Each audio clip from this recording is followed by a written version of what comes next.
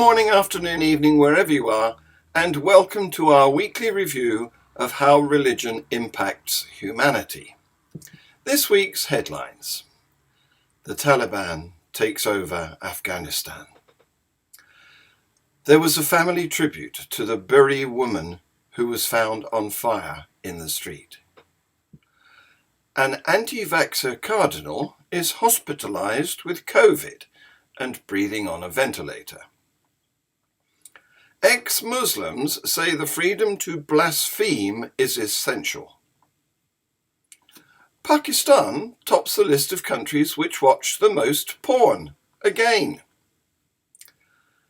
A megachurch hands out vaccine exemption certificates.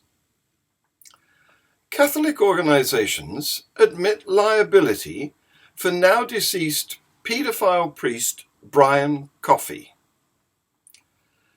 The Lord Mayor of Dublin invites atheists for a Mansion House meeting. New groundbreaking UN resolution condemns witchcraft violence and abuse. It's been difficult keeping up with developments in Afghanistan. Following the Taliban's rapid takeover, Christians and women have expressed their fears for the future. As Taliban insurgents were seizing territory from government forces across Afghanistan, fighters from the group walked into the offices of Azizi Bank in the southern city of Kandahar and ordered 9 women who were working there to leave. The gunmen escorted them to their homes and told them not to return to their jobs. Instead, they explained that male relatives could take their place, according to 3 of the women involved and the bank's manager.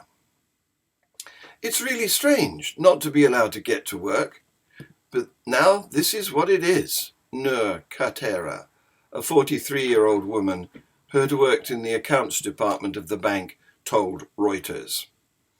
I taught myself English and even learned how to operate a computer, but now I will have to look for a place where I can work with more women around. The incident is an early sign that some of the rights won by Afghan women over the 20 years since the hardline Islamist militant movement was toppled could be reversed.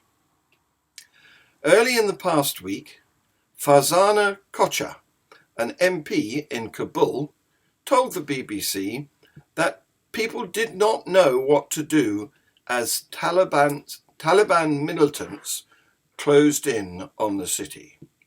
Here's the BBC's video. As people are just living here in scary and so in hurry what to do, there's just some of them are running, some of them are keeping themselves hiding in the houses, and we hear some gunfires around Kabul, not in the center of the city, but some districts already been fallen to the Taliban hands, and it makes people of Kabul even more nervous. And so, as well as we are just scared of what will happen in here. As much as we hear here in Kabul, no battle, no war will happen. It will be like a transaction, even or everything that happen will be based on a settlement, on a political settlement and agreement. That's obvious, and they are saying that. But still, people are in a situation that can't live in these words, because we already been through so much from the provinces to the Kabul. So it's actually how the people feel. They feel that everything could happen in a minute or an hour. An anonymous young female journalist described the panic and fear of being forced into hiding as cities across Afghanistan fall. These are her words. 2 days ago, I had to flee my home and life in the north of Afghanistan after the Taliban took my city. I am still on the run, and there is no safe place for me to go. Last week, I was a news journalist. Today, I can't write under my own name or say where I am from or where I am now. My whole life has been obliterated in just a few days. I am so scared. I don't know what will happen to me. Will I ever go home? Will I see my parents again? Where will I go? The highway is blocked in both directions. How will I survive? My decision to leave my home and life was not planned. It happened very suddenly. In the past days, my whole province has fallen to the Taliban. The only places that the government still controls are the airport and a few police district offices. I'm not safe because I'm a 22-year-old woman, and I know that the Taliban are forcing families to give their daughters as wives for their fighters. I'm also not safe because I'm a news journalist, and I know the Taliban will come looking for me and all of my colleagues. Christians in Afghanistan have been paralyzed with fear at the news that the Taliban has taken control of the country. Nadine Maenza, chair of the US Commission on International Religious Freedom, said the Taliban takeover is the worst possible development for religious minorities. While most from these communities left Afghanistan in recent years, those that remain, and women in particular, are now in imminent danger. News received by Aid to the Church in Need echoed reports that leaders of underground house churches in Afghanistan had received letters from the Taliban warning them that they know where they are and what they are doing. As the Taliban seizes power, they are taking names and targeting Christians while cementing their control over desperate Afghans. The family of a woman who died after being found on fire in the street have said they will miss her every moment of every day. Sarah Hussain was severely injured from burns when she was found ablaze on East Street, Bury, at about 1930 BST on the 31st of July, and she died later in hospital. Locals had run to help her and wrapped her in a wet duvet. 3 men, aged 24, 26 and 20 and 34, who were arrested, have been bailed pending further inquiries, police said. A tribute from Ms. Hussain's family, who live in Pakistan, said, Sarah was the person in the family that everyone turned to for help and support, both financially and emotionally. She was a very nice, kind, polite person who worked hard every day to support us all. They said they were devastated and feel helpless being so far away. Greater Manchester Police said detectives were not looking for anyone else in connection with Miss Hussain's death, and the investigation continues. In Madison, Wisconsin, Cardinal Raymond Burke, one of the Catholic Church's most outspoken conservatives and a vaccine skeptic, said he has COVID-19 and his staff said he is breathing through a ventilator. Burke tweeted on August the 10th that he had caught the virus, was resting comfortably, and was receiving excellent medical care. Please pray for me as I begin my recovery, the 73-year-old Burke said in the tweet. Let us trust in divine providence. God bless you. Ex-Muslims have made a video demanding the right to blaspheme. See this. Some people believe disagreeing with deeply held beliefs is hate. It's not. I want to remind you that many of the most powerful ideas that changed our world, were once heretical. I want to remind you that many of the most radical thinkers and reformists in past eras were blasphemers against the established order. Galileo, who rewrote our place in the universe. Darwin, who rewrote our place amongst our animal family. Even a religious figure such as Muhammad caused offense when he blasphemed against the pagan gods of Arabia. It was not too long ago that those in the West, where white-wear ex-Muslims are now, were losing your life because of perceived insult to religion was commonplace. Every inch of progress made, every freedom won, every right enshrined that are now assumed as birthright, they were never simply handed over. They were fought for tooth and nail. As usual, Pakistan has the dubious honour of heading the list of countries that watch the most porn. At number 10, it's Poland. Number 9 place is occupied by the Philippines. Then comes Turkey at 8 and Saudi Arabia at 7. Following that is India at 6 and Morocco occupies the number 5 place. Then we have Iran at number 4. In the top 3 this year, it's Vietnam at 3, followed by Egypt at 2, and Pakistan in the top first. Notice that all of the top 10, 7 of them are Muslim theocracies. A US megachurch has been handing out worthless vaccine exemption certificates. See this video. Good afternoon.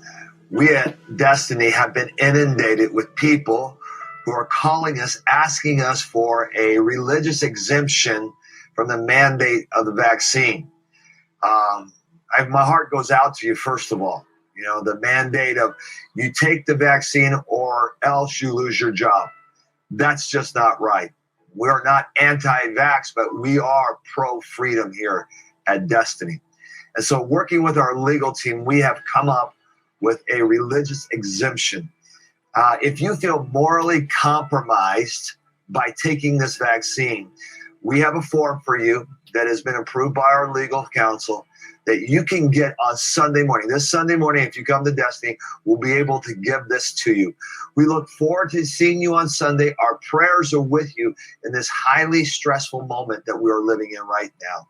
But we want to help you. We want to walk alongside you. God bless you. They'll sell anything.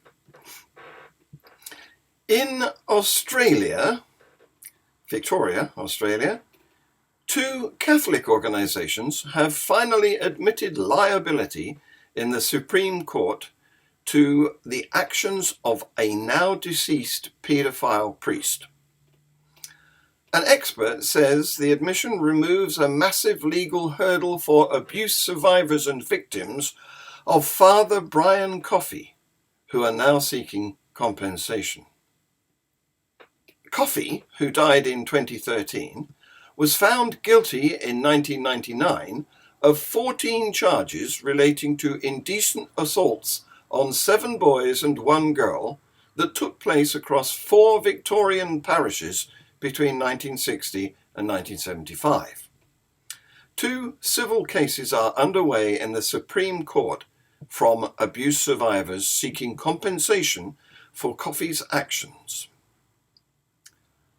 The Catholic Diocese of Ballarat and the trustees of the Sisters of St. Joseph have admitted liability in the matter involving the abuse of a boy at Oyen in northwest Victoria in 1973 and 1974, but not the case in Port Fairy in southwest Victoria.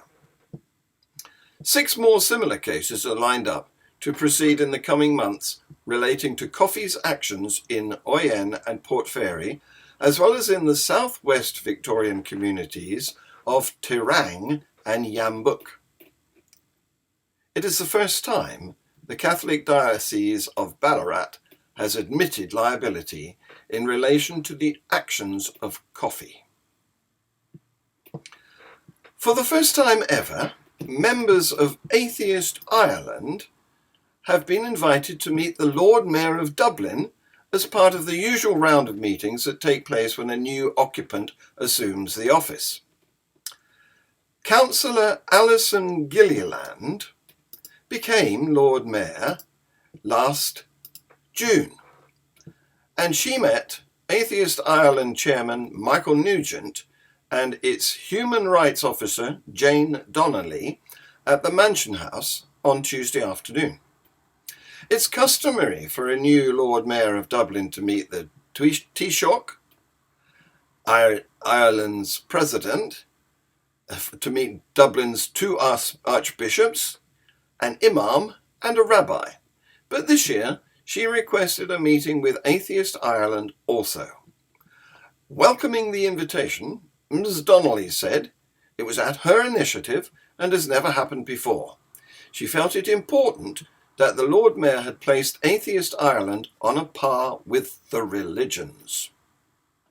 Discussion centred on the importance of recognising atheism and other non-religious philosophical convictions as having the same positive status as religious beliefs. A UN resolution asks states to take action against those practicing witchcraft, which still happens in India and northern Nigeria, amongst other locations. See this audio from one of our Indian correspondents. In a first of its kind move, the United Nations Human Rights Council has passed a resolution asking the states to take stringent steps to eliminate the harmful practices related to witchcraft and ritual attacks that are endangering human lives.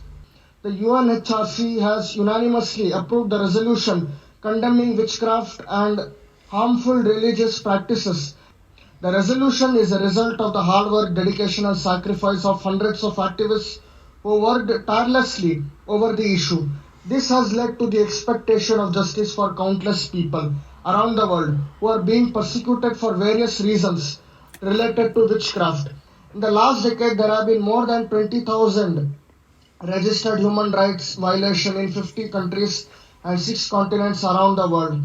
It mainly involves witchcraft affecting women, children, the elderly, people with the disabilities, especially people with albinism, various ailments such as epilepsy, autism and dementia as the victims. This has led to deaths, amputation of limbs, exploitation related to property, harassment through harmful religious practices, illness, causes of death, profits from religious rituals, inadequate healthcare, lack of scientific information, poverty, injustice and inadequate security arrangements are some of the factors that make people victims of witchcraft. Better late than never, UNHCR. Now, our comedy event, our comedy item at the end of the show. Take a look at this. In SCC 1, verse 1, in the Beninging, in the Beninging, yeah, in the listen properly, in the Beninging, yeah, in the Beninging, in the Beninging, in